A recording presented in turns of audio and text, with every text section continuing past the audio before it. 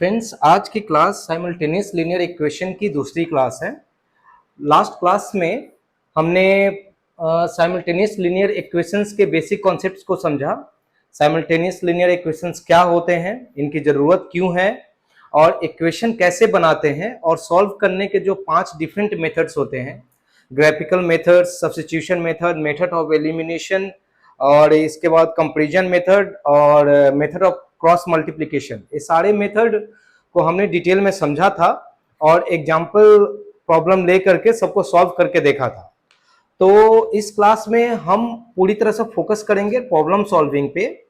तो चलिए problem solving के लिए चलते हैं, लेकिन इसके पहले अगर आपने हमारी लास्ट क्लास नहीं देखी है तो लास्ट क्लास को आप जाकर के एक बार अच्छे से देख लीजिए ताकि बेसिक आपके क्लियर हो जाए। तो आप हमारे साथ प्रॉब्लम जिस भी मेथड से हम सॉल्व कर रहे हैं समझने में काफी आसानी होगी। तो चलिए अभी प्रॉब्लम सॉल्विंग के लिए हम वेस्ट बंगाल बोर्ड की गणित प्रकाश बुक जो ऑफिशियल बुक है, इसको एज ए रेफरेंस बुक हम यूज कर रहे हैं और इसमें जो प्रॉब्लम्स हैं इनको हम सॉल्व करेंगे। लेकिन जो बेसिक्स और जो टेक्निक्स हमने ऑलरेडी सीख रखे हैं उस टेक्निक से आप चाहे कोई भी बुक फॉलो करते हैं, उसके रेफरेंस प्रॉब्लम को आप आसानी से सॉल्व कर सकते हैं, कोई प्रॉब्लम नहीं आएगी। तो अभी हम चैप्टर 5.2 के प्रॉब्लम सॉल्व करने जा रहे हैं।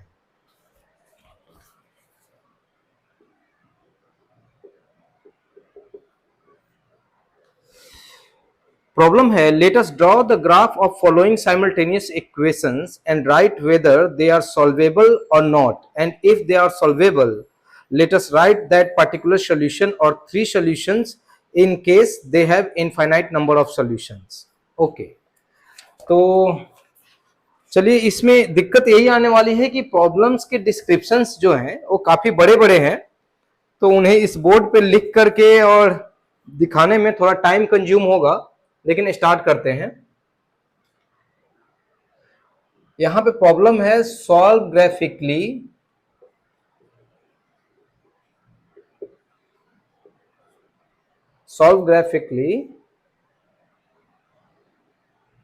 and write whether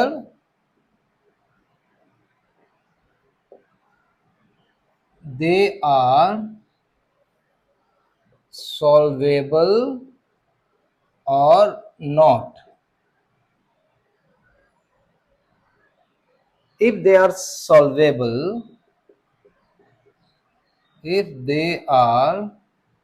solvable,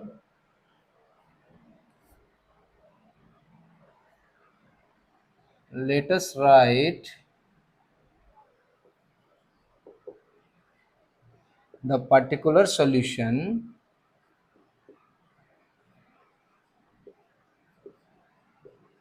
or 3 solutions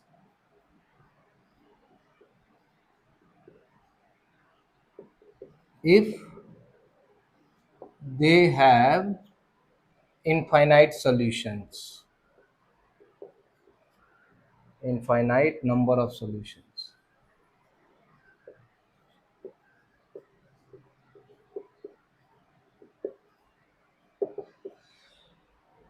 तो इसमें ये बेसिकली प्रॉब्लम ये है कि जो भी साइमल्टेनियस इक्वेशंस दिए जा रहे हैं, सपोज मैं एक इक्वेशन यहां पे लिखता हूं, यहां पे इक्वेशन ए में 2x plus 3y minus 7 equal to 0 and 3x plus 2y minus 8 equal to 0। ये एक प्रॉब्लम है। इस प्रॉब्लम को हमें ग्राफिकली सॉल्व करना है। तो ग्राफिकली सॉल्व करना यानी कि इसको ग्राफ पे प्लॉट करना है। ग्राफ पे प्लॉट करके देखना है कि क्या weather they are solvable or not, यानी कि इसको ग्राफ पे प्लॉट करके हमें पहले चेक करना है कि ये जो इक्वेशन है इसको हम क्या सॉल्व कर सकते हैं या नहीं कर सकते हैं।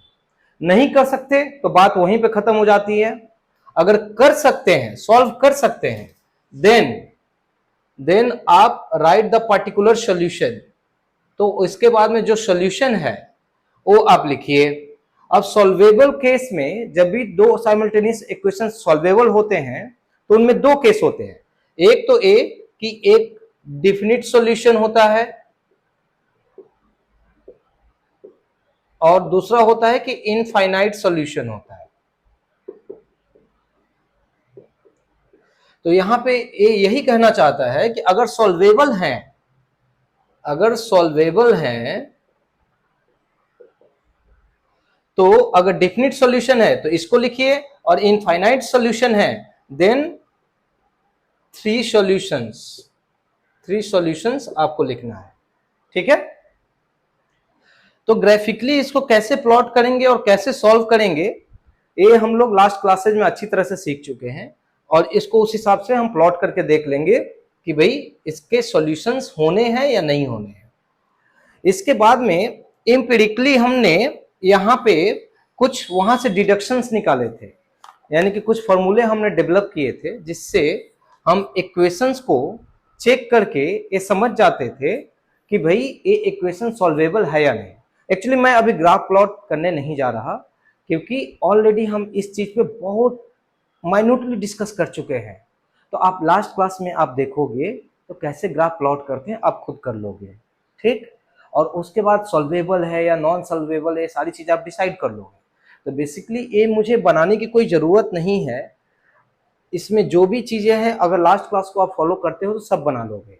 जस्ट फॉर एग्जाम्पल मैंने वहां से जो हमने एग्जाम्पल निकाले, मतलब जो हम सॉल्व कर रहे थे ग्राफिकली, तो साथ ही साथ कुछ वहां पे हमने फॉर्मूले डेवलप किए थे कि इस तरह से विदाउट प्लॉटिंग ऑन ग्राफ हम चेक कर सकते हैं कि ये जो इक्वेशन है सॉल्वेबल है या नहीं है।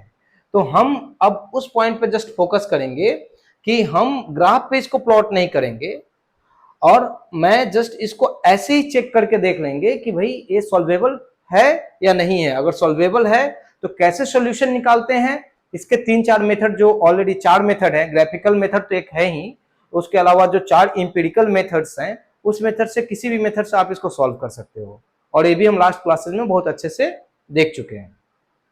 तो मेरा फोकस बस यहाँ पे यही है जो हमने डिटेल में लास्ट क्लासेस में नहीं देखा था, कि यहाँ पे इसको इक्वेशन को देख करके पहले ही हम कैसे बता दें कि ये सॉल्व हो सकता है या नहीं हो सकता। देखिए हमारी जो थ्योरी हमने डेवलप की थी उसमें था कि अगर इक्वेशन का फॉर्म आता है a1x b1y plus c1 equal to 0, a2x plus b2y plus c2 equal to 0, अगर इस तरह का हमारे पास दो इक्वेशंस है तो हम इसमें निकालते हैं a1 बाई a2 का रेशियो निकालेंगे,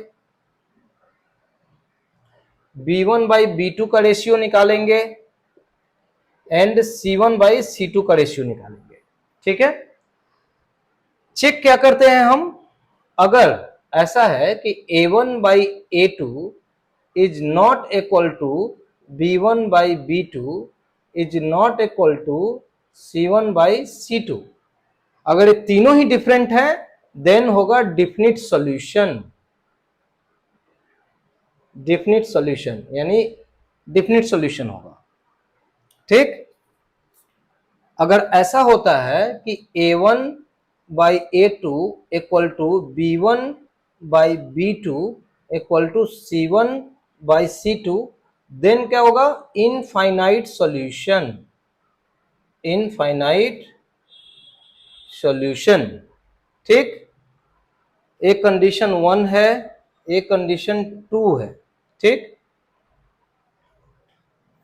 कंडीशन 3 क्या है कि अगर a1 by a2 equal to b1 by b2 but not equal to c1 by c2, then parallel lines यानी नॉन सॉल्वेबल है,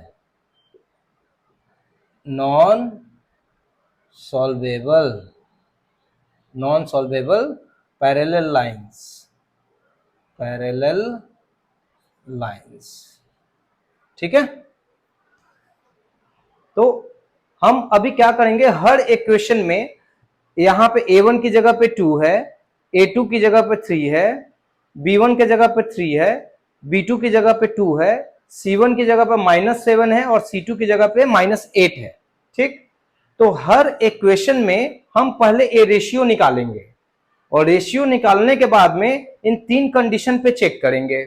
इन तीन कंडीशन पे चेक करके हमें पता लग जाएगा कि इसका डेफिनिट सॉल्यूशन है या इनफाइनाइट सॉल्यूशन है या ए नॉन सॉल्वेबल है। ठीक, बस इसी चीज को हम यहां पे चेक करेंगे। ठीक है, अब चलिए इस प्रॉब्लम में आप इसको नोट डाउन कर लीजिए। अच्छा, ये डेफिनिट सॉल्यूशन का मतलब होता है इंटरसेक्टिंग लाइंस, यानी कि जो लाइन है इंटरसेक्ट कर रहे हैं, इंटरसेक्टिंग लाइंस। इनफाइनाइट सॉल्यूशन का मतलब होता है coincident lines, coincident lines. Actually क्या है, parallel lines, intersecting lines, coincident lines, ये सब क्या है? जब आप इसको ग्राफ पे प्लॉट करोगे ना, तो यहां पे अगर ये कंडीशन फॉलो अप होता है तो आप देखोगे कि दो लाइन एक दूसरे को इंटरसेक्ट कर रही हैं, यानी ऐसे ऐसे इंटरसेक्ट कर रही हैं। ठीक है, ये है तब है डेफिनिट सॉल्यूशन, डेफिनिट सॉल्यूशन। ठीक, फिर इसके बाद में आप देखोगे कि ये जो लाइंस हैं,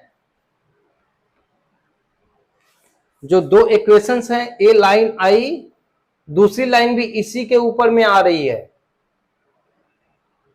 तो ए हो गया कोइंसिडेंट लाइन। ठीक है, तो इसमें हर पॉइंट एक दूसरे से मैच कर रहा है, तो इस तरह तो इन्फिनिटी तक लाइंस जाएंगे, इन्फिनिटी नंबर ऑफ पॉइंट्स हो सकते हैं, तो इसीलिए इसके इनफाइनाइट सॉल्यूशंस होते हैं। तो इनफाइनाइट सॉल्यूशंस हो सकते हैं कोइंसिडेंट लाइन। फिर होता है कि तीसरा केस होगा, जब ग्राफ पे प्लॉट करोगे तो देखोगे कि दो पैरेलल लाइंस आ रहे हैं, पैरेलल लाइंस। ठीक, यानी कि ए है नॉन सॉल्वेबल, इनका कोई कॉमन सॉल्यूशन नहीं निकलेगा। ठीक है, वो तीसरा केस हो गया। ये आप ग्राफ पे प्लॉट करोगे तो इस तरह से दिखेगा। ठीक है, अब इसके बाद में चलिए इस प्रॉब्लम को थोड़ा सॉल्व करते हैं। आप एक बार इसको देख लीजिए।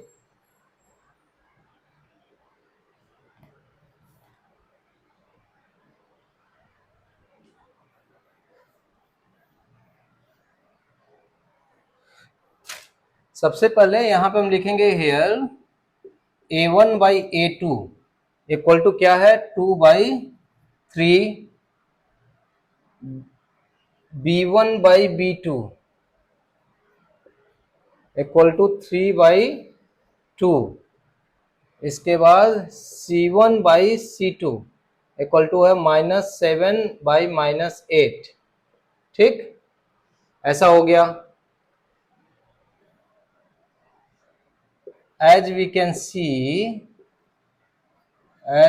see a1 बाई a2, यहां पे देखो a1 बाई a2 2/3 है और b1 बाई b2 3/2 है, यानी कि दोनों बराबर नहीं है, is not equal to b1 by b2। ठीक, अब देखो a1 बाई a2 2/3 है, b1 बाई b2 3/2 है और c1 बाई c2 7/8 है, यानी कि इनमें से कोई भी इक्वल नहीं है, तो this is also not equal to c1 by c2।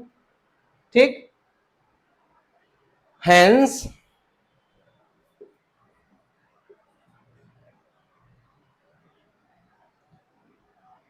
the equation has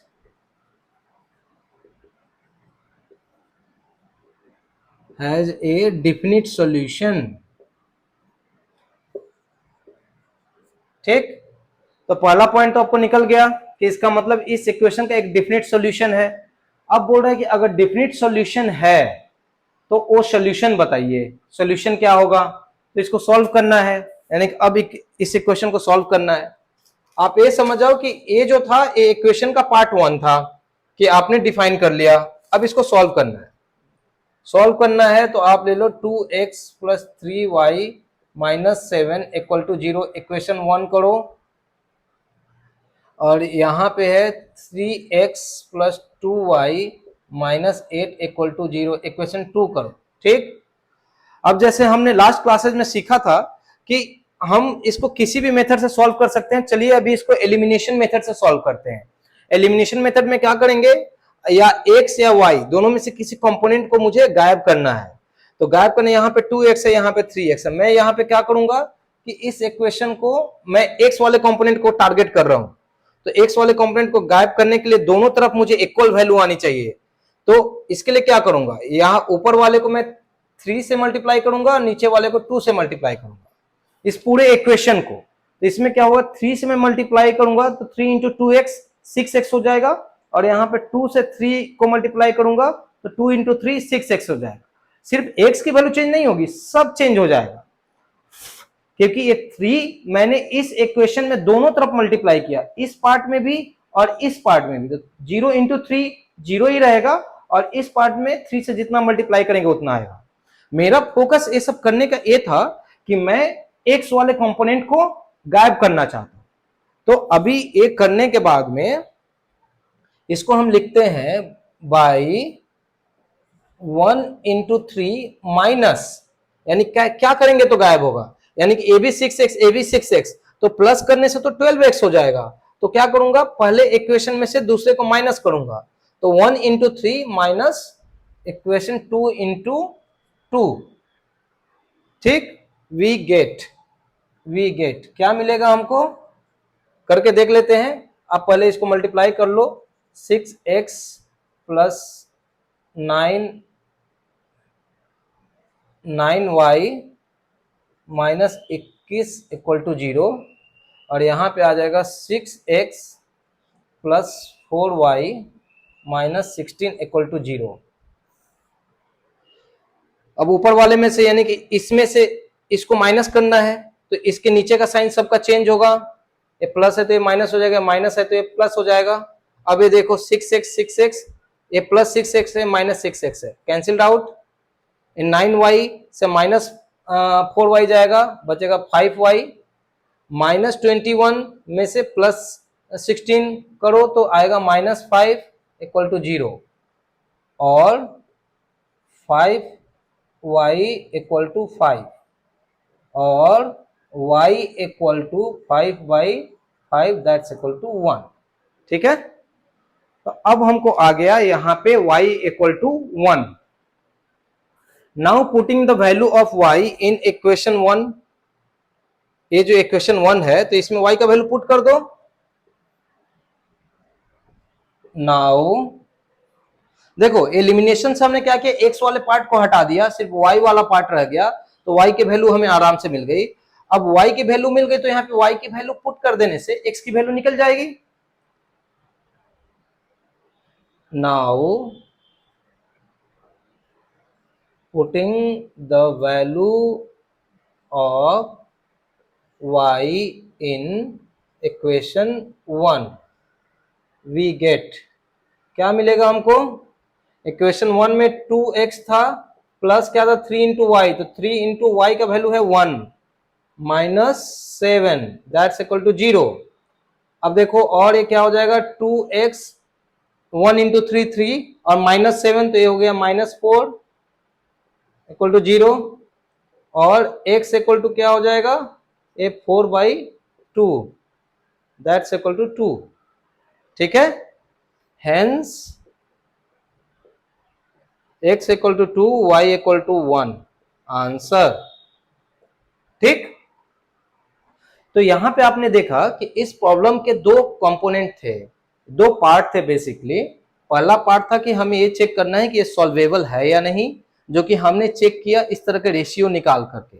ठीक, मैं इंपिरिकल फॉर्म में इसको सॉल्व कर रहा हूं, ग्राफिकल में नहीं। ग्राफिकल में तो जैसे मैंने लाइन ड्रॉ करके दिखाया, तो अब लाइन ड्रॉ करते और दिखा देते कि भाई इंटरसेक्ट कर रहा है यानी डिफिनिट सॉल्यूशन है, पैरेलल है यानी कि नॉन सॉल्वेबल है, और एक दूसरे के ऊपर में ही लाइन आ रही है, इसका मतलब कॉन्सिडेंट है, इनफाइनाइट सॉल्यूशंस है।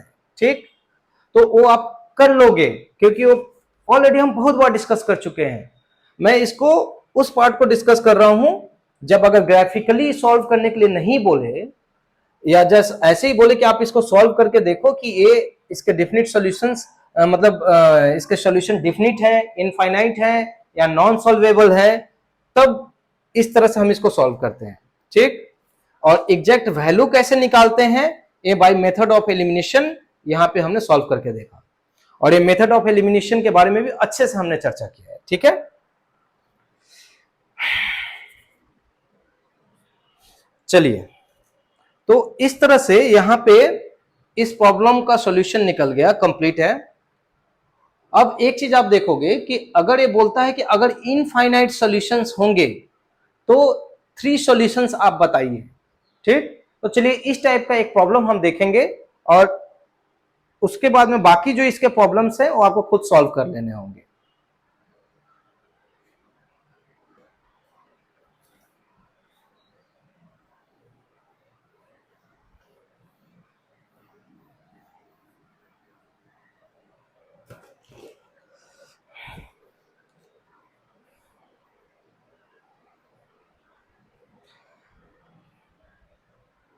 देखिए, ये जो प्रॉब्लम है 4x minus y equal to 11 minus 8x plus 2y equal to minus 22। ठीक है, अब यहां पे देखो a1 by a2 equal to कितना है, 4 बाई माइनस 8, मतलब दैट्स इक्वल टू हो जाएगा 1/2 माइनस b1 बाई b2, ये कितना है,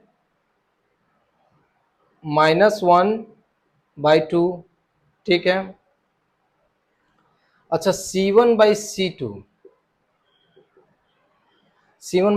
एक्चुअली c1/c2 इसको आप थोड़ा सा मॉडिफाई कर लोगे और इसको लिख लोगे 4x minus y minus 11 equal to 0 minus 8x plus 2y plus 22 equal to 0। ठीक है, अब आप देख लो स्टैंडर्ड फॉर्मूले के हिसाब से आप यहाँ पे c1 की वैल्यू आ गई -11, c2 की वैल्यू आ गई 22, 1 2 दैट्स इक्वल टू -1/2। ठीक, तो हेयर आप देख रहे हो कि तीनों की वैल्यू -1/2 -1/2 -1/2। यहाँ पे आप देख रहे हो कि a1/a2 equal to b1/b2 equal to c1/c2। ये केस क्या है, इनफाइनाइट सॉल्यूशन का, हेंस द इक्वेशंस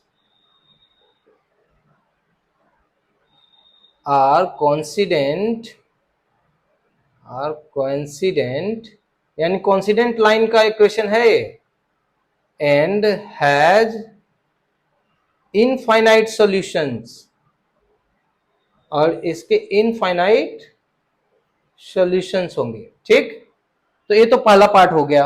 अब ये कहना चाहता है कि अगर इनफाइनाइट सॉल्यूशंस हैं तो हमें 3 सॉल्यूशंस बताइए, उसके कम से कम 3 सॉल्यूशंस बताइए। तो 3 सॉल्यूशंस बताने के लिए हमने क्या किया था, ये हम लोग ऑलरेडी कार्टेशियन कोऑर्डिनेट्स के चैप्टर में भी, डिस्टेंस फॉर्मूला वाले चैप्टर में भी बड़े आसानी से इसको देखा था कि ग्राफ को प्लॉट करने के लिए किस तरह से इक्वेशंस को हम सॉल्व करते हैं। तो इसमें आप देखो यहां पे आप इक्वेशन 1 लो, इक्वेशन 2 लो। ठीक, यहां पे इक्वेशन 1 में क्या लिख सकते हो, फ्रॉम इक्वेशन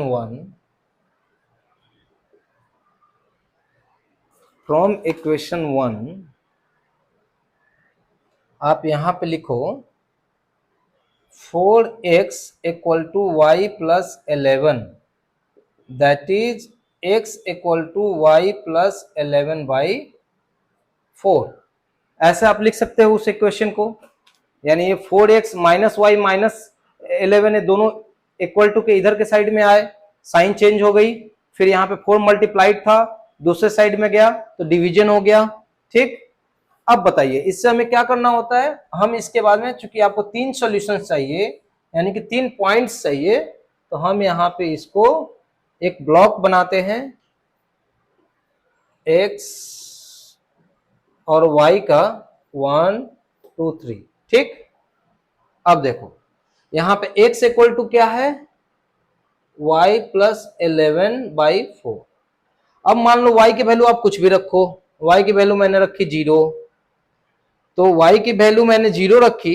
अच्छा, एक चीज जो मैंने इस तरह के क्वेश्चन सॉल्व करने का टाइम में बताया था कि ये जो आप वैल्यू रखोगे ना, खास करके ग्राफिकल इंटरप्रिटेशन के टाइम में, तो y की वैल्यू आप ऐसी रखो कि नीचे में डिनोमिनेटर में जो वैल्यू है उससे वो डिवाइड हो जाए। तो ऊपर में 11 है और y की वैल्यू 0 रखूंगा तो 11/4 आएगा। 4 11 तो 4 से डिवाइड नहीं होता, मैं क्या करूं, y की वैल्यू में 1 रखता हूं ताकि सॉल्यूशंस मेरे अच्छे अच्छे सॉल्यूशंस आए। ऐसा नहीं है कि मैं दूसरे वैल्यू भी रख रहा हूं तो जो फ्रैक्शन में आ रहे हैं वो सॉल्यूशंस नहीं है, बिल्कुल सॉल्यूशंस है। फ्रैक्शन में जो वैल्यूज आ रहे हैं पॉइंट्स के, कोऑर्डिनेट्स के, वो भी एक सॉल्यूशंस है। लेकिन हम जनरली कोशिश करते हैं कि इंटेजर्स में वैल्यू रखें तो प्रॉब्लम सॉल्विंग आसान होती है या उसको रिप्रेजेंट करना आसान होता है।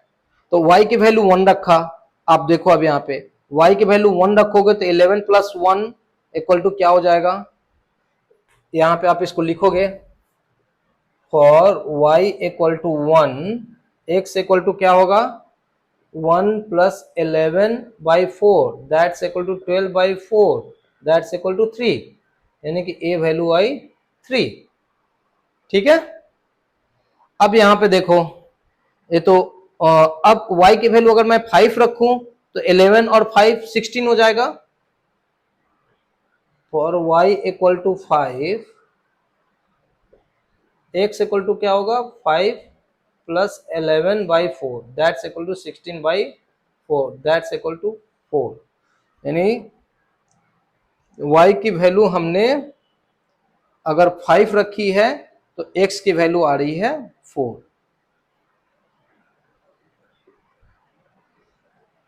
अब एक काम करूं, अगर मैं y की वैल्यू -3 रख दूं, और ये सब मैं क्यों रख रहा हूं, मैं क्यों देख रहा हूं, ये आप सारी चीजें यहीं पे देखो कि y की वैल्यू 4 रखा मैंने, तो 5 रखा, तो 11 + 5 16, 16 को 4 से डिवाइड कर पा रहा हूं। मैं पहले ही देख ले रहा हूं कि मुझे चाहिए क्या, मुझे ऊपर में एक ऐसा वैल्यू चाहिए जो 4 से डिवाइड किया जा सके उसको। ठीक है, अब उसके लिए मुझे y की वैल्यू प्लस में भी रख सकता हूं, माइनस में भी रख सकता हूं।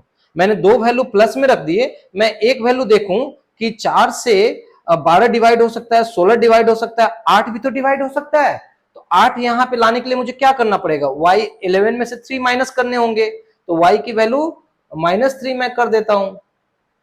ठीक, तो फॉर y = -3, x = क्या आएगा -3 + 11/4 दैट्स = 8/4 दैट्स = 2। ठीक है, तो -3 के लिए ये वैल्यू आ गई 2। तो ये हो गए इसके 3 सॉल्यूशंस। अब ये जो x और y की जो भी वैल्यू यहां पे आई है, आप सेम वैल्यू इक्वेशन 2 में जब आप इनपुट करोगे तो आप देखोगे यहां पे, जैसे अभी अभी राइट नाउ देख ही लेते हैं, पहले आप ये देख लो कैसे हमने सॉल्व किया। ठीक, अब आप देखो यहां पे मैं इस इक्वेशन में, अभी आपने ये एक्स वाई की वैल्यू किससे निकाली, इक्वेशन 1 से निकाली है। ठीक, अब चूंकि हमारा लीनियर इक्वेशन है तो लीनियर इक्वेशन के लिए हम देखते हैं कि ये जो वैल्यू निकली है, ये वैल्यू क्या इसमें इनपुट करने पे इक्वल टू 0 आएगा। इक्वेशन का मतलब क्या हुआ, कोई भी वैल्यू ऐसी रखनी है कि इसका लेफ्ट हैंड साइड और राइट हैंड साइड की वैल्यू बराबर रहे। तो राइट हैंड साइड में वैल्यू है 0, लेफ्ट हैंड साइड में दिस वैल्यू। तो ठीक है, चलिए x की वैल्यू -8 हम पहली वाली वैल्यू रखते हैं, इस वैल्यू को लेकर टेस्ट करते हैं।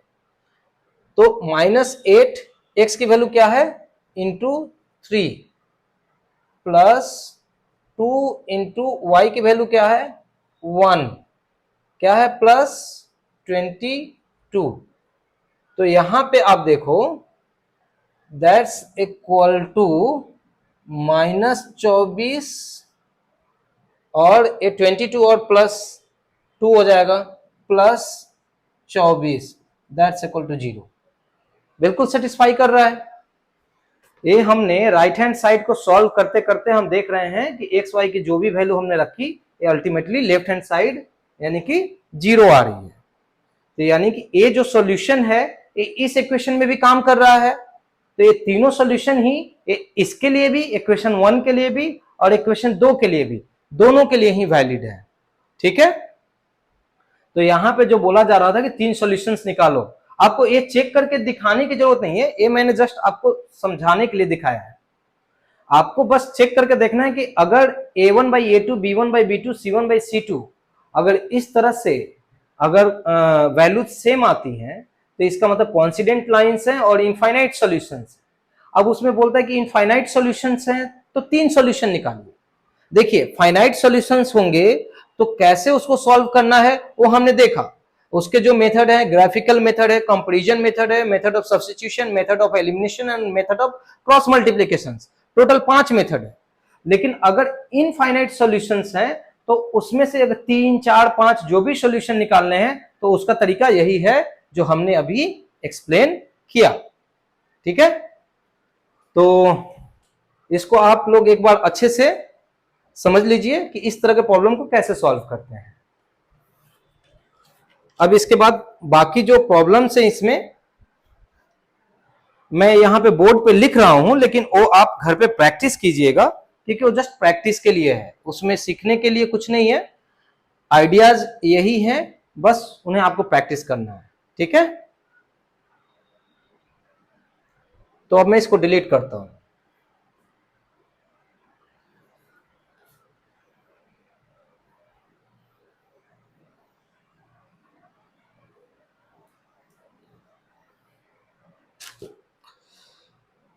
तो इसमें सी प्रॉब्लम है 7x plus 3y equal to 42, 21x plus 9y equal to 42।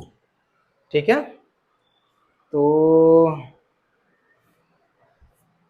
ये है डी है 5x plus y equal to 13 and 5x plus 5y equal to 12। ठीक है, अब देखिए इसको आप सॉल्व कर लीजिएगा। मैं जस्ट हिंट के लिए आपको बता देता हूं, ये क्वेश्चन देख करके ही ये है कि इसका डेफिनेट सॉल्यूशन निकलना चाहिए और इसका एक कॉन्सिडेंट लाइन है, इसका इनफाइनाइट सॉल्यूशन निकलना चाहिए। ठीक है, बाकी आप चेक करके देख लीजिए, इसका सॉल्व कीजिए। ओके, अच्छा इसके बाद जो नेक्स्ट प्रॉब्लम है ये 1 नंबर प्रॉब्लम के ABCD 4 प्रॉब्लम्स थे। जो दूसरे प्रॉब्लम है वो भी बिल्कुल यही है, उसमें उसने डायरेक्टली पूछा है कि बाय चेकिंग द कोएफिशिएंट्स आपको बताना है कि इनके सॉल्यूशंस हैं, डेफिनिट हैं, इनफाइनाइट हैं या नॉन सॉल्वेबल है। जो अभी यहां पे ग्राफिकली बोला गया था उसको अभी बोल रहा है नेक्स्ट जो सेट ऑफ प्रॉब्लम्स है कि आप प्रॉब्लम को ग्राफिकली नहीं by the comparing the coefficients. तो अभी हम जो भी कर रहे थे बाय कंपेयरिंग द कोएफिशिएंट्स ही कर रहे थे, क्योंकि ग्राफिकली हमने किया ही नहीं, ग्राफिकली हम पिछले क्लासेस में कर चुके हैं। तो खैर रेफरेंस के लिए मैं एक क्वेश्चंस भी आपको नोट डाउन कर देता हूं।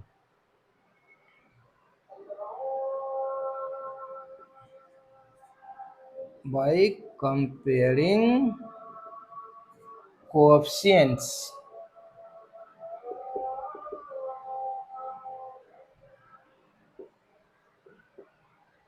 solve as above। ठीक है, जैसे ऊपर में सॉल्व किया वैसे ही करो। इसके प्रॉब्लम्स हैं x plus 5y equal to 7, x plus 5y equal to 20। देखो ये क्या है कि x plus 5y equal to 7, x plus 5y equal to, ये नॉन सॉल्वेबल है।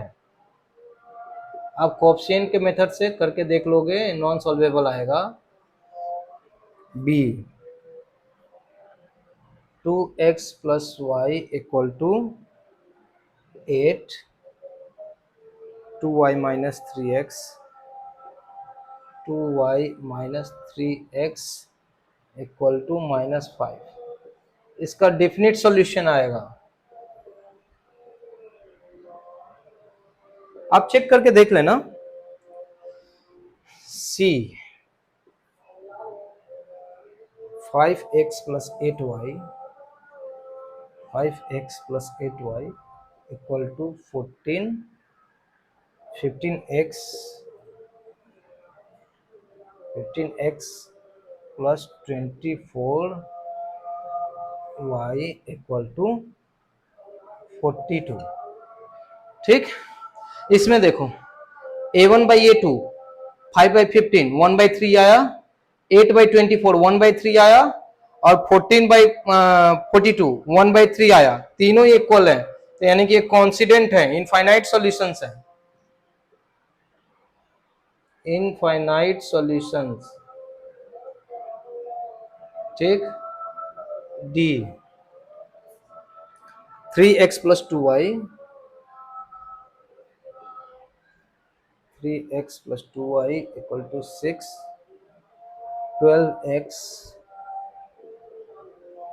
plus 8y equal to 24।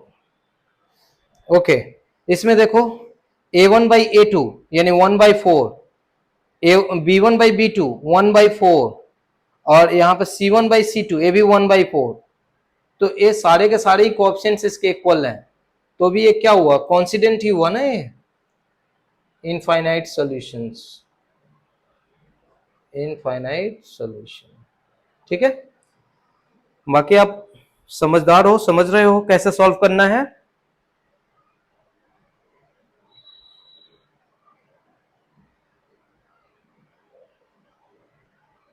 Okay, चलो तो इस तरह आप 1 और 2 सारे प्रॉब्लम को सॉल्व कर लीजिए। इसके बाद 3 वाले जो प्रॉब्लम है उस पे हम चलते हैं।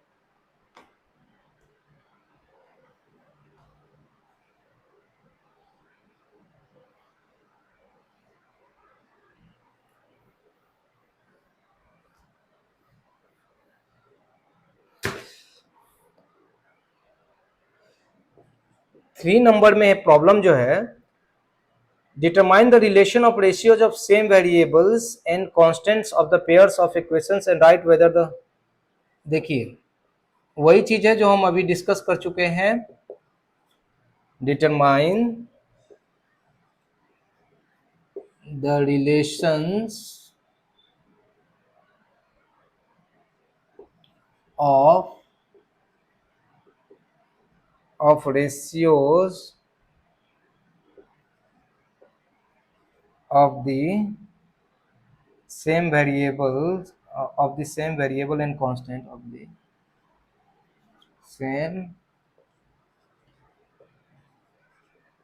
same variable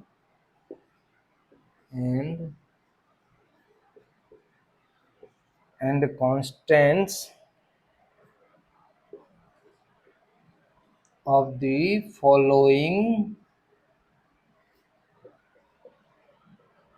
pairs of equations and write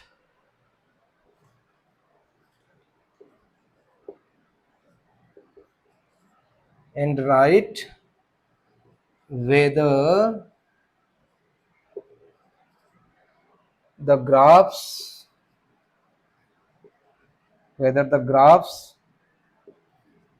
of the equations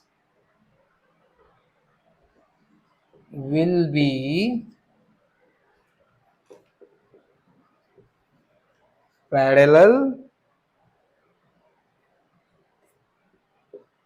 intersecting, और ओवरलैपिंग। ठीक, देखिए यहां पे इन्होंने कहा है क्या कि जो भी प्रॉब्लम अभी नीचे लिखे जाएंगे ए बी सी डी करके, तो उसमें दो इक्वेशंस होंगे, साइमल्टेनियस इक्वेशंस, उनको आपको उनके रेशियो कोएफिशिएंट्स के जो रेशियोज हैं उनके रिलेशंस को देख करके आपको ये बताना है कि क्या ये जो ग्राफ इनके अगर प्लॉट किए जाएंगे तो पैरेलल लाइंस होंगे, कोइंसिडेंट लाइंस होंगे यानी कि ओवरलैपिंग लाइंस होंगे या इंटरसेक्टिंग लाइंस होंगे। अब मजे की बात यह है कि ये सारी चीज अभी अभी इस क्लास में हमने 10 मिनट पहले ही कवर किया है। ठीक, कि कोइंसिडेंट होने पे क्या रिलेशन होगा, इंटरसेक्टिंग होने पे क्या रिलेशन होगा और पैरेलल होने पे क्या रिलेशन होगा। ओवरलैपिंग को ही कोइंसिडेंट बोलते हैं। ठीक, कोइंसिडेंट, दोनों एक ही वर्ड है। तो चलिए ये 4 प्रॉब्लम्स हम लिखते हैं फटाफट।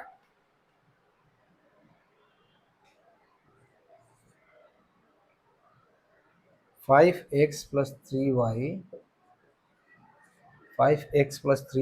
Equal to 11, 2x minus 7y equal to minus 12। B number है 6x minus 8y equal to 2, 3x minus 4y equal to 1। C है 8x minus 7y equal to 0, 8x minus 7y equal to 56। ठीक है। D है 4x minus 3y equal to 6, 4y minus 5x equal to minus 7। ये 4 questions हैं। अब इसमें सब में आपको वही करना है, a1 by a2, b1 by b2 and c1 by c2 पहले रेशियो निकालने हैं। ठीक, अब इसमें क्या है कि फॉर इंटरसेक्टिंग लाइंस चेक कीजिए पहले। चेक पहला, अगर a1 by a2, b1 by b2, c1 by c2 इसमें से कोई भी इक्वल नहीं है तो इसका मतलब है इंटरसेक्टिंग लाइंस, इंटरसेक्टिंग लाइंस। ठीक है। दूसरा, a1 by a2 equal to b1 by b2 equal to c1 by c2। अगर ऐसा है तो इसका मतलब है कि ओवरलैपिंग या coincident, coincident line, coincident line. ठीक है। तीसरा, a1 by a2 equal to b1 by b2 equal to c1 by c2 not.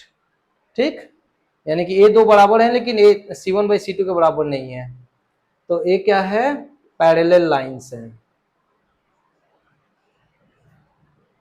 ठीक, बस क्या है, अब आप चेक कीजिए, चेक करके सॉल्यूशंस लिख डालिए। और सॉल्व कैसे करना है इंडिविजुअली ये तो आप जानते ही हैं।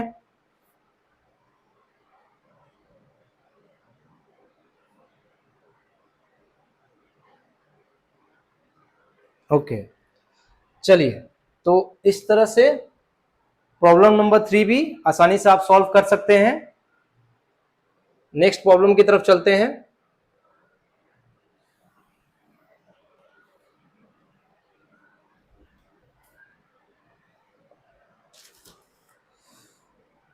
नेक्स्ट प्रॉब्लम है, let us solve the following pairs of equation by drawing graphs which are solvable and write 3 solutions which have infinite number of solutions. यानी कि घुमा फिरा करके फिर बिल्कुल वैसे ही है जैसा कि नंबर 1 ये है। पॉइंट नंबर 4 में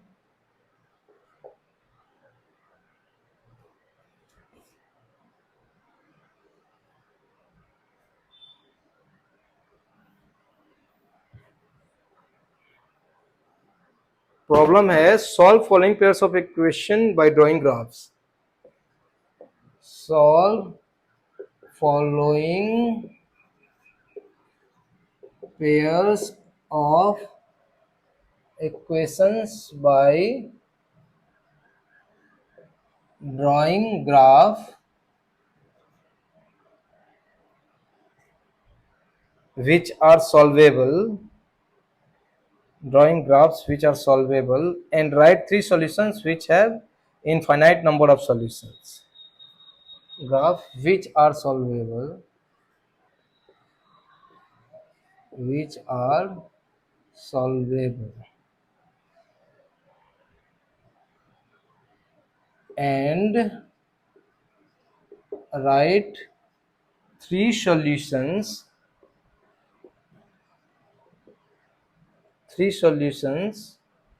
which have infinite number of solutions,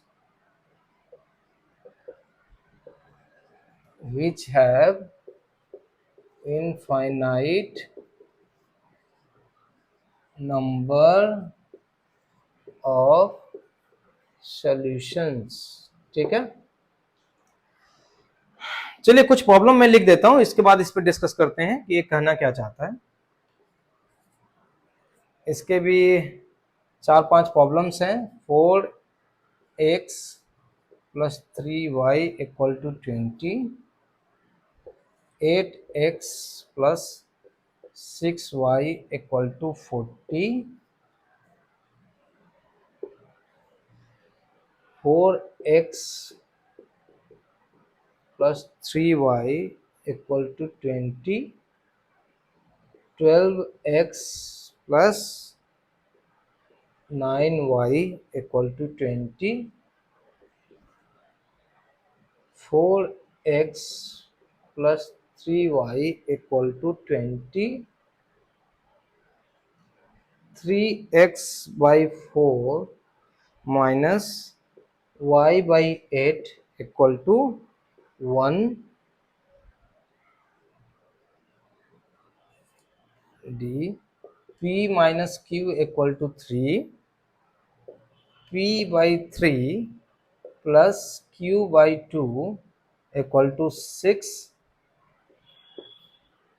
E number problem है p - q = 3, p/5 - q/5 = 3,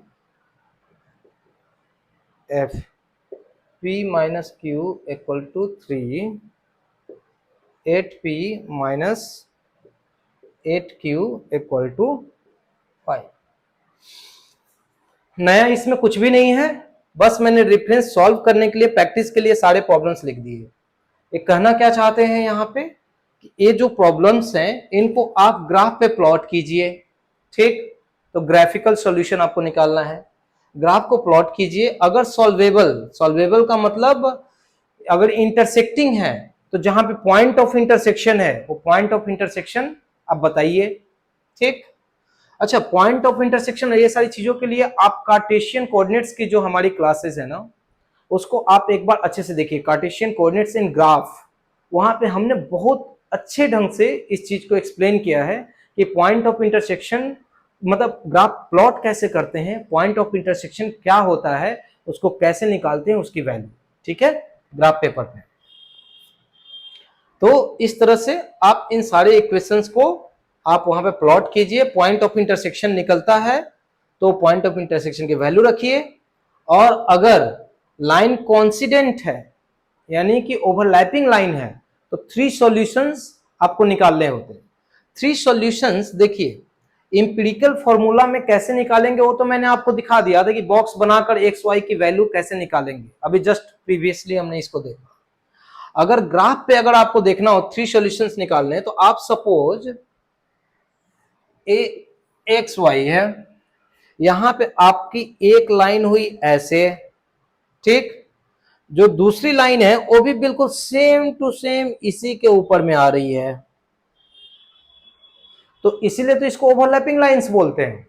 ठीक, अब बोला जाएगा कि आपको 3 सॉल्यूशंस एटलीस्ट बताइए, तो 3 सॉल्यूशंस में कोई भी 3 पॉइंट हम ले सकते हैं, यहां पे यहां पे यहां पे ले सकते हैं ना। तो इसमें हम क्या करते हैं जनरली कि पहले तो 2 पॉइंट ए ले लो कि जिस एक्सिस पे, एक्स एक्सिस और वाई एक्सिस पे एक काटता है, ए है y axis, y y dash, x x dash, ठीक। तो यहां पे इस एक्सिस पे ब्यूटी क्या होती है कि यहां पे आपको x की वैल्यू 0 रखनी है तो y की वैल्यू मिलेगी, और यहां पे x की वैल्यू मिलेगी और y की वैल्यू 0 मिलेगी। मेरे कहने का मतलब ये होता है कि जब आप ग्राफ को प्लॉट करोगे तो देखोगे कि यहाँ पे x कोऑर्डिनेट का कुछ वैल्यू मिलेगा, y की वैल्यू 0 मिलेगी, क्योंकि x एक्सिस है ना, यहाँ पे तो y हाइट में तो कुछ गया ही नहीं, और a है y एक्सिस का मतलब हॉरिजॉन्टली ट्रेवल किया ही नहीं है, तो इसी लाइन के ऊपर है, तो x की वैल्यू 0 है और y की वैल्यू ये जितना हाइट पर a आया है, ठीक। तो ये 2 पॉइंट तो आपको डेफिनेटली ऐसे ही मिल गए, आराम से मिल गए। तीसरा पॉइंट आप क्या करोगे कि चूंकि ये ग्राफ है ना, तो ग्राफ पे तो आपको लाइंस ऐसे ऐसे ऐसे ऐसे ऐसे ऐसे ऐसे और ऐसे ऐसे ऐसे करके आएंगे। तो तीसरा कोई भी पॉइंट देख लेना जहां पे एग्जैक्टली ये सही पॉइंट पे एक दूसरे को इंटरसेक्ट कर रहा हो, ठीक है। जहां पर भी देखो, अब यहाँ पे क्या है कि ये फ्रैक्शन में है कहीं पे, तो फ्रैक्शन में है तो इसका वैल्यू लिखना डिफिकल्ट हो जाएगा। तो आप क्या करोगे, ग्राफ पे देखोगे कि जहां पे एग्जैक्टली ये जो पॉइंट्स क्रॉसिंग पॉइंट्स हैं वहां पे, यानी कि ग्राफ के जो स्क्वायर होते हैं ना, तो स्क्वायर लाइंस जहां पे इंटरसेक्ट करती हैं, तो हमारा लाइन वहां पे, जैसे यहां पर भी ये देखो, ये जो आप देख रहे हो ना कि इसके वर्टिकल स्क्वायर गए हैं और हॉरिजॉन्टल, तो यहां पर भी एक पॉइंट अच्छा बन रहा है। तो इस पॉइंट को आप पकड़ो। अब इस पॉइंट का आप कोऑर्डिनेट कैसे निकालोगे, आप यहां से काउंट करोगे कि कितने स्क्वायर हुए एक्स डायरेक्शन में, जैसे 1 2 3, तो यहां पे एक्स की वैल्यू हो गई 3, अब फिर वहां से ऊपर जाओ 1 2 1, वाई की वैल्यू हो गई 2। ये जस्ट मैं समझाने के लिए बता रहा हूं। आप जब ओरिजिनल ग्राफ इनके प्लॉट करोगे तो यहाँ पे ए हॉरिजेंटली जितने स्क्वायर आने के बाद में और वर्टिकली जितने जा रहे हो, तो ये हॉरिजेंटली जो मूव करोगे वो एक्स की वैल्यू होगी, और वर्टिकली जो मूव करोगे वो वाई की वैल्यू होगी, और वो वाला एक पॉइंट हो जाएगा, ठीक। और इसके बाद एक पॉइंट जो आसान होता है निकालना, वो ये होता है कि वाई एक्सिस पे जहां पे इंटरसेक्ट कर रहा है वो वाली देख लो, और एक्स एक्सिस पे जो इंटरसेक्ट कर रहा है ए वाली देख लो। इसके अलावा अगर आपको लगता है कि जैसे मैंने ए वाला पॉइंट लोकेट किया कि यहां पर भी तो ये बड़ा स्मूथली सही पॉइंट पे इंटरसेक्ट कर रहा है, तो एग्जैक्ट फिगर मिलेंगे, यानी इंटेजर में मिलेंगे।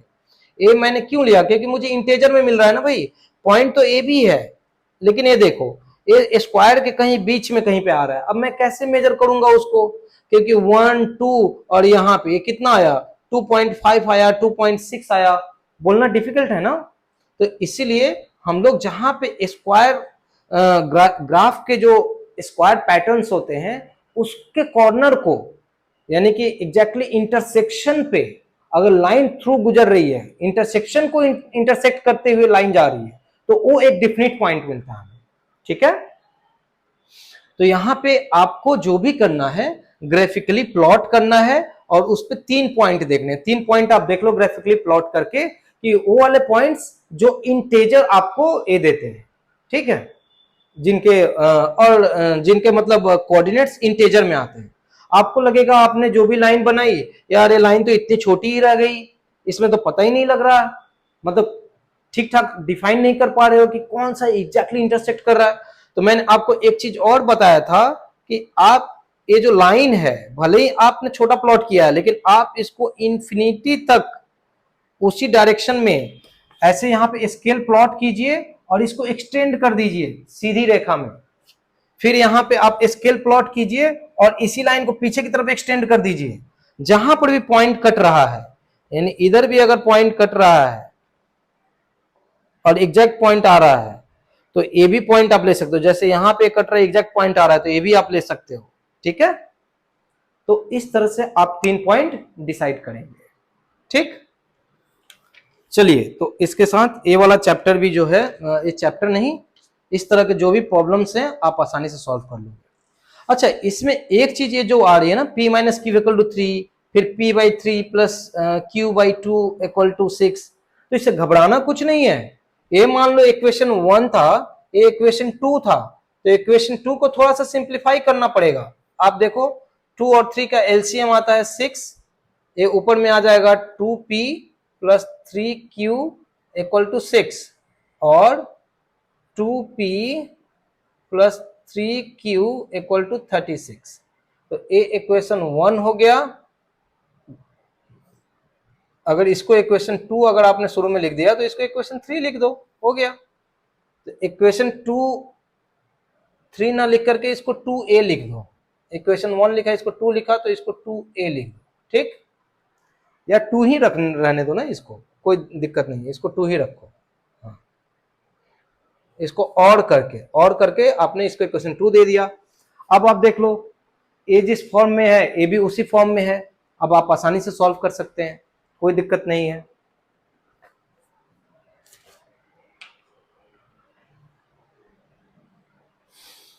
अच्छा, अब इस चैप्टर में ये जो लास्ट क्वेश्चन है इसको हम देखते हैं।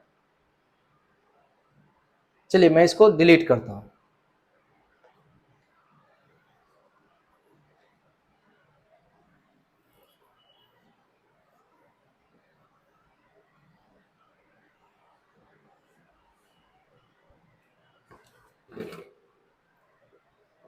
पांच नंबर है, Tathagat has written a linear equation in 2 variables. I write another linear equations in 2 variables so that the graphs of 2 equations will be okay। ये थोड़ा इंटरेस्टिंग है। ये अभी तक जो आपने समझा ये आपके बेसिक्स को टेस्ट करने वाला क्वेश्चन है। Tathagat has written a linear equation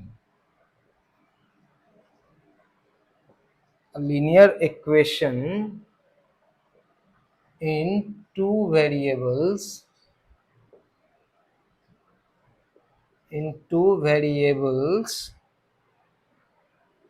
x plus y equal to 5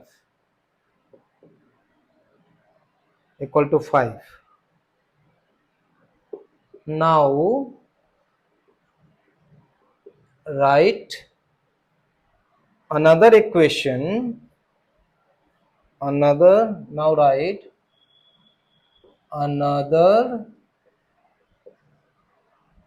linear equation in 2 variables so that graph of 2 equations will be A, parallel to each other,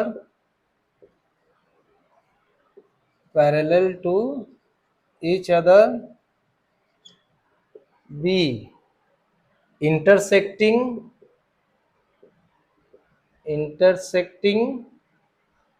C, overlapping।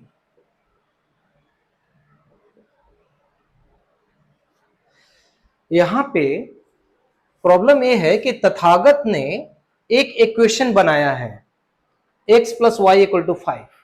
ये तथागत ने अपना एक equation ले लिया। अब हमें कहा जा रहा है कि अब आप एक इक्वेशन बनाओ और वो इक्वेशन ऐसा होना चाहिए कि वो इक्वेशन इस इक्वेशन के पैरेलल होना चाहिए, इस इक्वेशन से इंटरसेक्टिंग होना चाहिए और इस इक्वेशन से ओवरलैपिंग होना चाहिए, ठीक।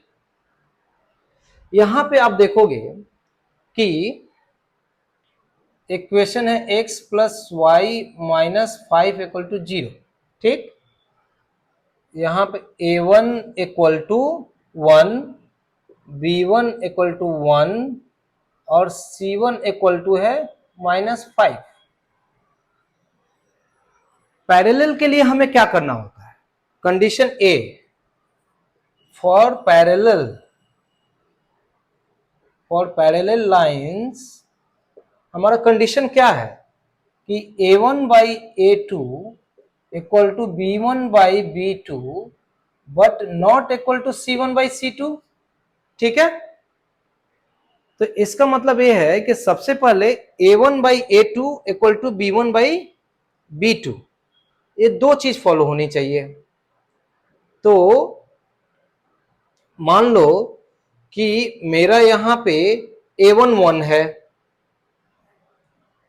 अगर यहां पे दैट इज A1 1 है तो A2 और यहां पे B1 भी 1 है तो B2, ये दोनों इक्वल होने चाहिए। That is A2 equal to B2, ऐसा होना चाहिए। अब इसमें तब आपको क्या करना है कि A2 इक्वल टू B2 होना चाहिए। अब क्या होना चाहिए ये नहीं पता है। दूसरा कंडीशन क्या है कि C1 by C2 is not equal to B1 by B2। ठीक, तो सबसे पहले आप मान लो कि A2 by B2 equal to 5 से मान लो। तो अगर आप मान लेते हो तो अब आपके प्रॉब्लम क्या हो गई कि A1 1 by 5 equal to 1 by 5 is not equal to C1 की वैल्यू क्या है -5 बाई C2। तो यहां पे आप एक चीज देख रहे हो कि A 1 बाई 5 है, यानी कि A1 बाई A2, इस बेसिकली इसको मुझे यहां पे लिखना चाहिए 1 by 5 equal to 1 by 5 should not be equal to -5 by C2। इससे मुझे एक ही चीज समझ में आ रही है कि यहां पे C2 का वैल्यू दैट इज, अब मान लो कि दैट इज, यहां से मैं ये देख लूं कि ये दोनों को क्रॉस मल्टीप्लाई करो 1 by 5 is not equal to -5 by C2, cross multiply करो और C2 is not equal to -25। यानी कि अगर A2 B2 को मैं 5 लेता हूं तो C2 की वैल्यू -25 नहीं होगी। इसके अलावा आप दुनिया में कोई भी वैल्यू यहां पे दे सकते हो। सो द इक्वेशन इज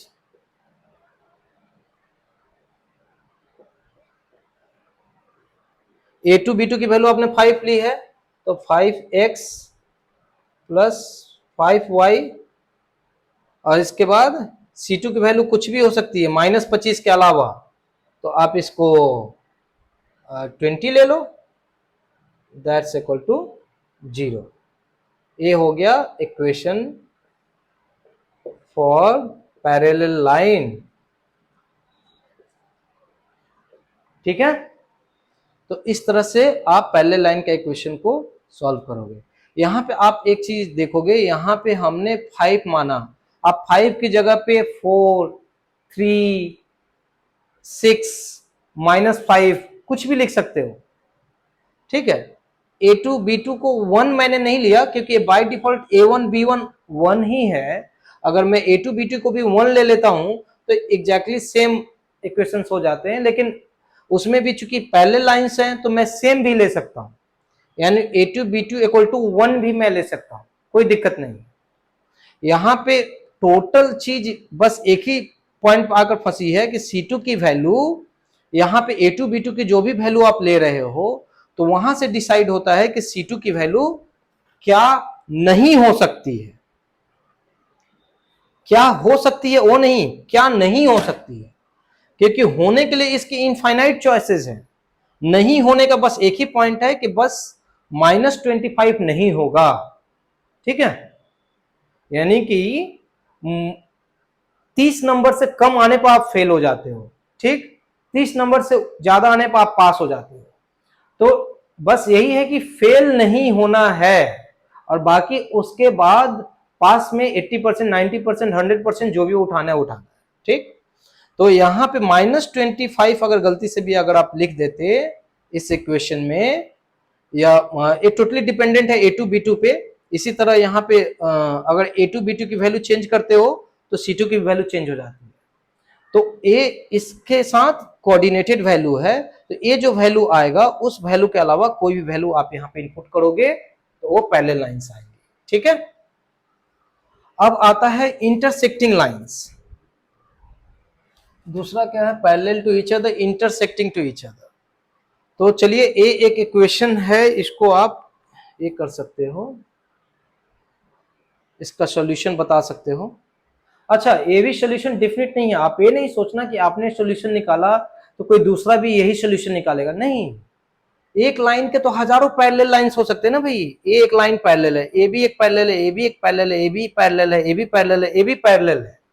ठीक, तो दूसरा बंदा कुछ भी निकाल सकता है ना। आपने इस इक्वेशन को निकाला, दूसरे ने इसको निकाला, तीसरे ने इसको निकाला, तो आपके सॉल्यूशंस कभी मैच नहीं करेंगे।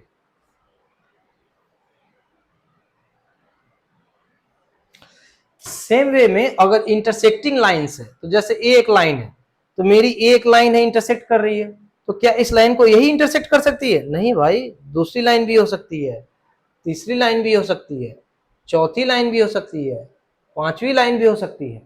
यानी इस तरह के इनफाइनाइट नंबर ऑफ लाइंस हो सकते हैं, यानी कि इनफाइनाइट नंबर ऑफ इक्वेशंस हो सकते हैं। ठीक, तो ये जो इंटरसेक्टिंग लाइंस के भी अगर जो आप इक्वेशंस निकालोगे, तो आप जो निकाल रहे हैं वो जरूरी नहीं है कि आपके फ्रेंड भी अगर सॉल्यूशन निकालेंगे तो सेम निकालेंगे, वो डेफिनेटली अलग हो सकता है। हाँ, एक ही केस है ओवरलैपिंग। ओवरलैपिंग का कोई चॉइस नहीं है। ओवरलैपिंग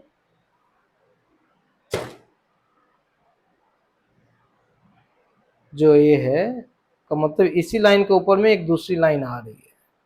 ठीक, तो इसका जो इक्वेशन है, इसका इक्वेशन आप मोर और लेस आपको लग रहा होगा कि सबका सेम ही आएगा, लेकिन आप देखोगे कि इसका भी सेम नहीं आ सकता है।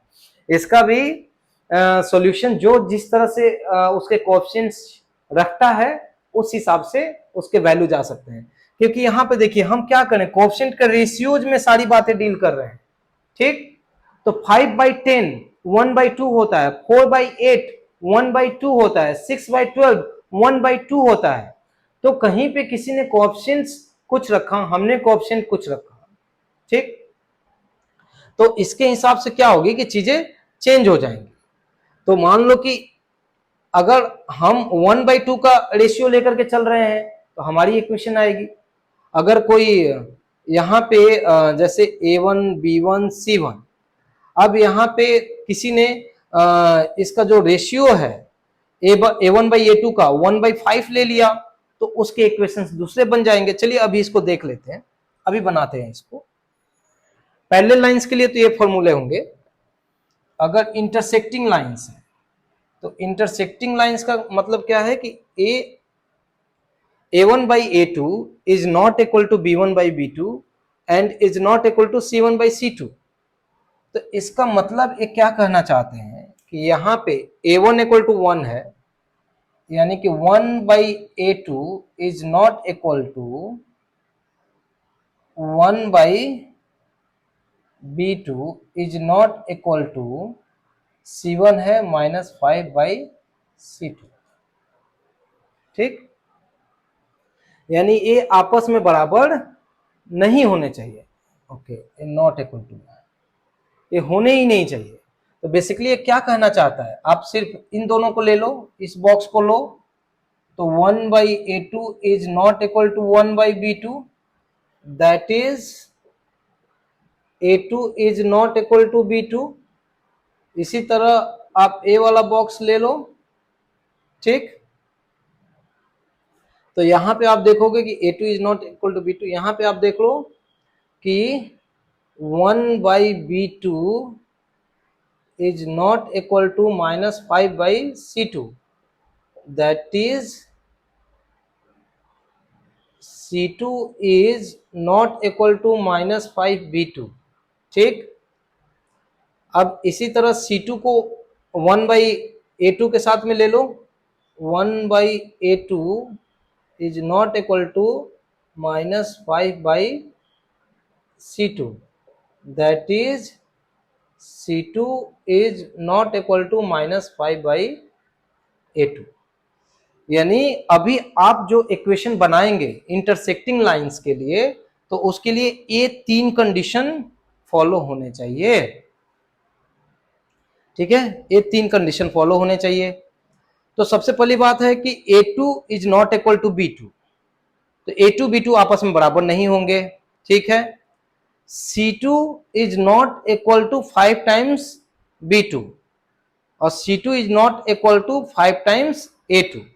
तो सबसे पहले आपको A2 B2 बराबर नहीं होने चाहिए। क्या होने चाहिए, ए आपको डिफाइन नहीं है, तो आप क्या करोगे, सपोज आप ले लोगे से A2 इक्वल टू 3 एंड और B2 इक्वल टू 5 आपने लिया। तो यहां पे पहला कंडीशन क्या है, here A2 equal to 3 is not equal to B2, 3 equal to 5। ऐसे नहीं लिखेंगे इसको, आप ऐसे लिखो, यहाँ पे A2 इक्वल टू 3, यहाँ पे A2 is not equal to B2। ठीक है, क्योंकि क्लियरली दिख रहा है कि A2 को 3 लिया, B2 को 5 लिया, तो A2 is not equal to B2, यानी पहला कंडीशन ओके, हेंस ओके। दूसरा ले लो C2, C2 shall not be equal to, C2 का वैल्यू क्या नहीं होना चाहिए, -5 into B2, -5 into 5, that is C2 shall not be equal to -25। ठीक है,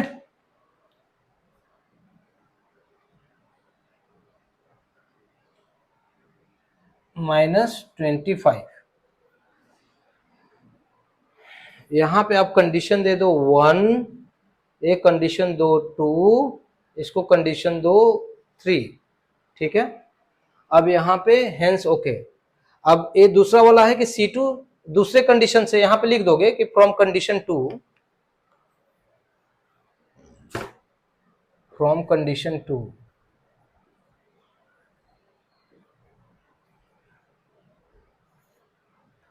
C2 equal to, C2 is not equal to -5 into 5, यानी कि -25। Again from condition 3 C2 is not equal to -5 into A2, तो A2 की value क्या रखी है हमने 3, यानी 3, that is C2 is not equal to -15। तो अगर यहां पे A2 को 3 और B2 को 5 लेते हैं, तो ये पहला कंडीशन ओके हुआ। ठीक, condition 1 is okay, from condition 1 here A2 is not equal to B2, hence okay। C2 equal to -25 और C2 इक्वल टू -15 ये वैल्यू नहीं होने चाहिए।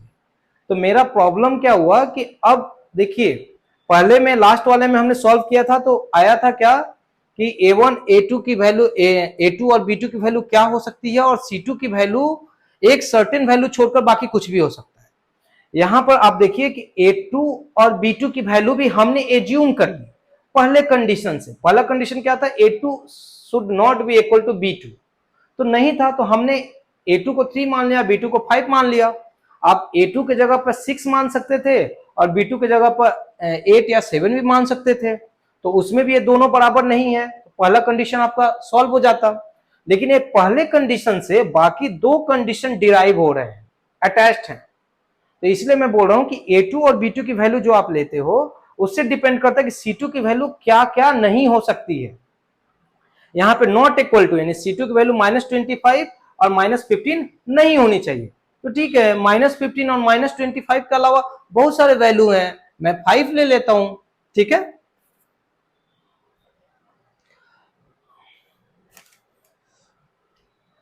let us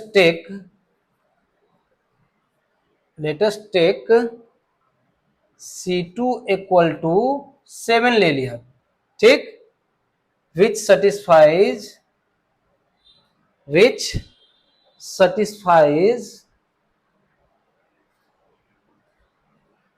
both conditions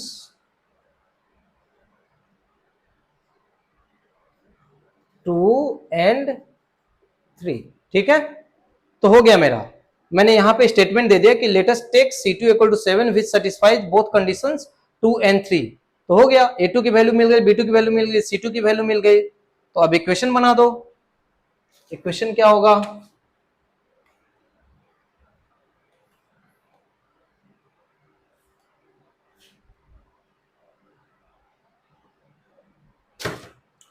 hence equation is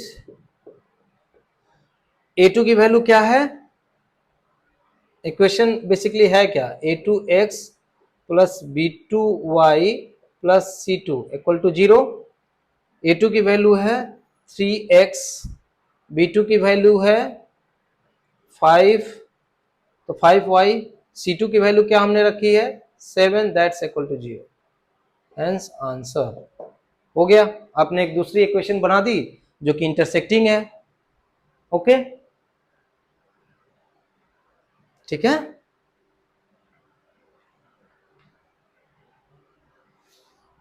आप लोग इसको एक बार रिवाइंड कर लीजिए।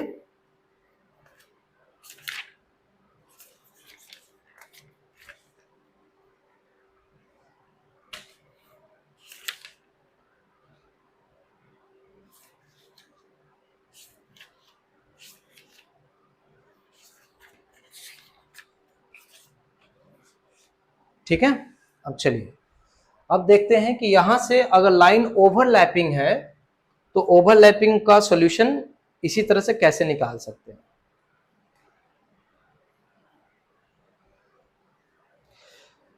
देखिए, अगर कहीं भी आपको लग रहा है कि कुछ टर्मिनोलॉजी हम यूज कर रहे हैं जो आपको समझ में नहीं आ रहा है, और इक्वेशंस ax by प्लस सी, तो ये सारी चीजें हम ऑलरेडी पीछे की क्लासेस में कवर कर चुके हैं, और ये एक कंटिन्यूअस प्रोसेस है। हम चूंकि कोई एग्जामिनेशन का पेपर सॉल्व नहीं कर रहे हैं, बल्कि एक थ्रूली एक चैप्टर कवर कर रहे हैं जिसके बेसिक्स ऑलरेडी इसके पहले के चैप्टर्स में कवर हो चुके हैं। तो मैं आप सबसे रिक्वेस्ट करूंगा, रिकमेंड करूंगा कि आप पीछे के जो चैप्टर्स हैं इसके, यानी कि जो भी इक्वेशंस से रिलेटेड चैप्टर्स हैं, आपको graph, Cartesian coordinates, distance formula और साइमल्टेनियस लीनियर इक्वेशन का जो फर्स्ट पार्ट है, इसको आप एक बार फिर से देख लीजिए, तो आप इन टर्म्स के साथ में वेल कन्वर्सेंट हो जाएंगे। ठीक है, चलिए, यहाँ पे है कि अगर कॉन्सिडेंट है या ओवरलैपिंग है तो वहां पे क्या होना चाहिए, A1 by A2 equal to B1 by B2 equal to C1 by C2, ये कंडीशन होना चाहिए। तो इसका मतलब क्या है, यहां पे होना चाहिए दैट इज A1 का वैल्यू है 1 बाई A2, B1 का वैल्यू क्या है 1 बाई B2, C1 का वैल्यू क्या है -5, तो -5 बाई C2, ये होने चाहिए। तो अब इसको आप सॉल्व करो, पहले तो इस पार्ट को ले लो, here 1 by A2 equal to 1 by B2, that is A2 equal to B2, condition 1, ठीक। अब इसको इक्वल करो, again 1 by A2 equal to -5 by C2, that is C2 equal to -5 by A2 होना चाहिए। ये हो गया कंडीशन 2। ऑल्सो अब इन दोनों को लेना है, 1 by B2 equal to -5 by C2, that is C2 equal to -5B2, ये हो गया। तो ये 3 कंडीशन हो गए। अब 3 कंडीशन हो गए, इन 3 कंडीशन के हिसाब से हमें वैल्यूज निकालनी है। देखिए भाई, पहली बात तो है कि A2 B2 अगर बराबर होंगे तो C2 इक्वल टू -5A2 की वैल्यू भी सेम आएगी, क्योंकि भाई A2 का जो भी वैल्यू रखेंगे तो A2 और B2 तो बराबर है, तो यहाँ पे 5 इंटू A2 और 5 इंटू B2, इसकी भी वैल्यू सेम आएगी। तो मेन है कि हमको A2 B2 की वैल्यू देख लेनी है कि क्या रखना है। Let us say A2 equal to 5, hence B2 equal to 5 हो गया, क्योंकि A2 B2 तो बराबर होनी चाहिए ना। फ्रॉम कंडीशन वन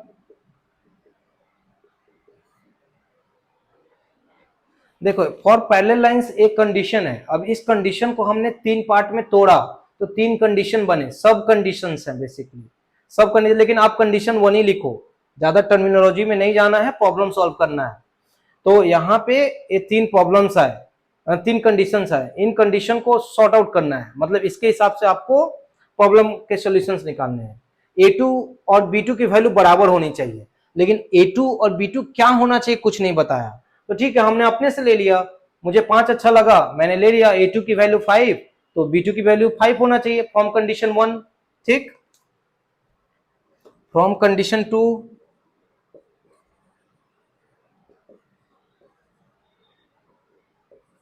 C2 की वैल्यू क्या आएगी, -5 इंटू A2, यानी -5 into 5 equal to -25। From condition 3 C2 की वैल्यू क्या आएगी, -5 इंटू B2, तो B2 की भी वैल्यू क्या है, 5 है, तो equal to -25। Hence C2 equal to -25, fix हो गया। तो तीनों वैल्यू मिल गए, मुझे A2 की वैल्यू पता है, B2 की वैल्यू पता है, तो C2 की वैल्यू भी यहां से निकल गई। अभी देखो, तीनों ही फॉर्मेट में हमने देखा कि A2 और B2 की वैल्यू हमने एज्यूम की है, और C2 की वैल्यू ए डिपेंडेंट है इन दोनों पे। क्यों? क्योंकि इन कंडीशंस में A2 और B2 से कनेक्टेड हो रहा है C2। ठीक है, तो अब क्या है, तो हेंस इक्वेशन इज, तो अब equation required equation is, required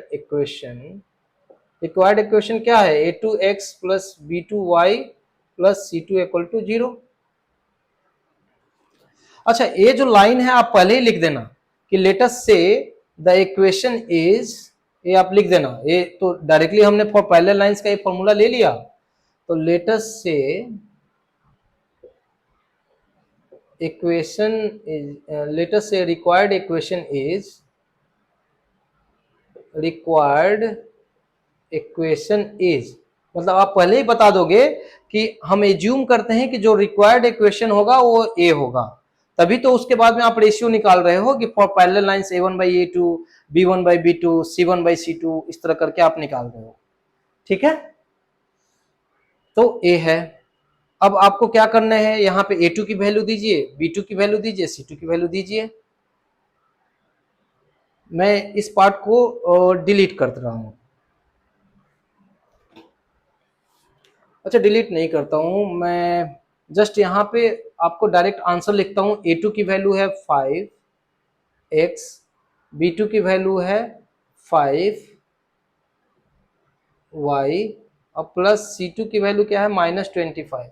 तो इसको -25 लिखिए, प्लस के बाद ब्रैकेट -25 इक्वल टू 0। तो दैट इज यहाँ पे 5x plus 5y -25 equal to 0 is the answer. ठीक है, तो ये इसका आंसर है।